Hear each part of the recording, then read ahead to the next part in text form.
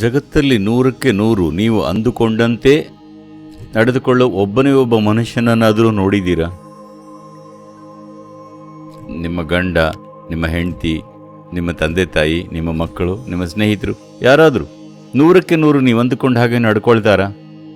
ಇಲ್ಲ. ಆದರೆ ನಿಮ್ಮೊಳಗೆ ಇರೋ ಕೇವಲ ಈ ಒಂದು ವ್ಯಕ್ತಿ ಅಂದರೆ ನೀವು, ಕೊನೆ ಪಕ್ಷ ಈ ವ್ಯಕ್ತಿ ನೀವು ಅಂದುಕೊಂಡಂತೆ ಇರಬೇಕು ಅಲ್ವಾ?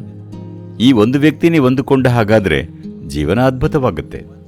ಒಮ್ಮೆ ಜೀವನ ಅದ್ಭುತವಾದರೆ ನೀವು ಮಾಡೋ ಎಲ್ಲದರಲ್ಲೂ ಸಹಜವಾಗಿ ಅದನ್ನು ಹೊರಸೂಸ್ತೀರಿ.